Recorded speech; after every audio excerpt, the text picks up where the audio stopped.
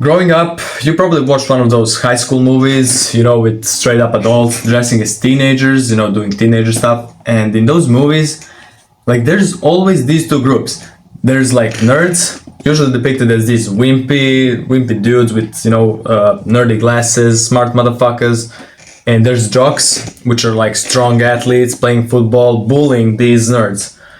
And now, in those movies, they tend to over-exaggerate the bullying methods, or so I thought, until I saw this.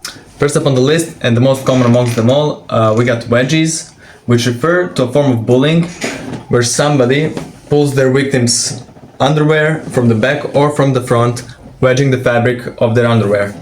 Now, why I said it was like the most common of them all is because I saw it so many times. Now, as you probably don't know, I'm going to the mostly boys' high school, and in that school, like, it tends to have a lot of bullying.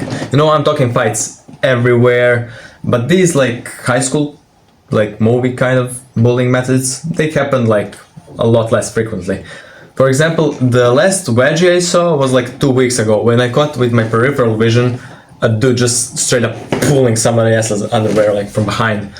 And he just laughed it off. I suppose he was his friend, but it's mostly like a friend type of like prank, But I'm not here to talk about wedgies a lot because they're the most frequent ones and they're not as good of a prank as the other ones. And of course, I am talking about swirlies. Are the most gruesome and the most humiliating prank that was ever unleashed on this earth. Where you take your victim by their ankles, dip their hand into the toilet bowl and flush it. Now, why is this so humiliating? Like, it doesn't physically hurt you, but mentally you get destroyed. Like that type of thing only happens in like cartoons. I did not believe I was ever gonna see this, but then this happened. So one average day at my high school, as I was going to the bathroom to take a leak, upon entering the bathroom, I saw a group of like guys from my class and another like side character dude. I'm not gonna name anyone. They were just standing there doing nothing. And as I was like finishing my business and upon leaving, I was washing my hands and I heard a flushing.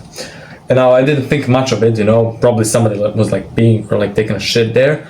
And like 15 seconds later, I see this side character dude just running past me like this with his hair wet, and I knew exactly what it was. That was a swirly performed live.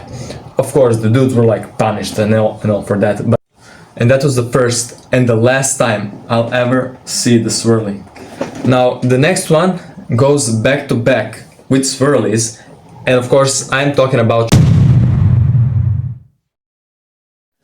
Now, just like swirlies, I have seen a person get shoved into a locker only once, and it didn't happen in high school because our high school doesn't have lockers, and probably for a good reason.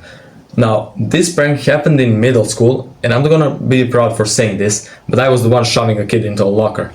Now, this happened like on our last class, we were just about to go home, and now this guy didn't want to go to class, and we had a bunch of lockers right next to us. And I said, yo bro, I have an idea. I'm gonna like get you skipping class without anybody noticing you. The lockers were like this big. You can barely fit like books and stuff. This kid was like very short, very like light, and he told me, yo, how are you gonna like put me into the locker? That's a good idea, but how are you gonna do it? As he says that, I take him by his like right here, I pick him up and I forcefully push him into the locker, closing him in and waiting for a teacher to come and waiting for us to enter, and then he can leave. Now, the crazy part is he had to stay there for like 5 minutes straight. It was like very tight space, and the next day he couldn't like move his arms and stuff. So yeah, that's why I'm not like proud of it, but yeah, we're gonna move on to the next thing. I'm not gonna talk about this anymore. Placing an offensive sticker onto somebody's back is very common and you can usually get away with it easily. But I'm not putting it in this video, for the kicks. No, this is probably one of the craziest stories you'll ever hear. First thing you need to know, this didn't happen to a student. It didn't happen to a random guy on the street, but rather it happened to our professor in class. Now, for me to explain how we even got to that point, we gotta go back to the beginning of the year.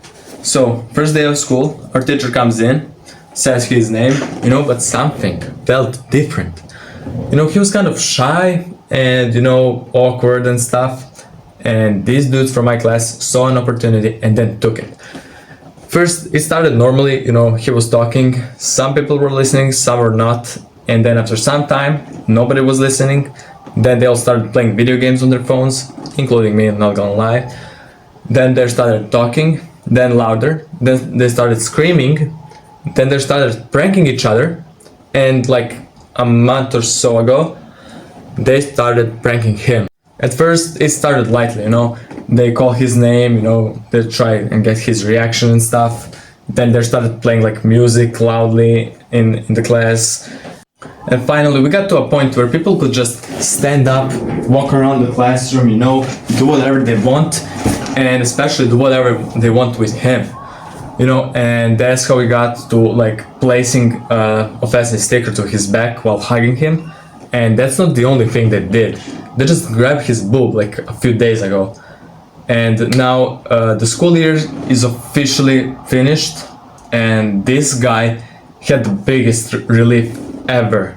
Now, I'm not gonna lie, I kind of felt sorry for a guy, but it is what it is. The school year is finished, and if you don't want me to shove you into the locker, you better press that subscribe button and watch this video right here, and I'll see you in the next one.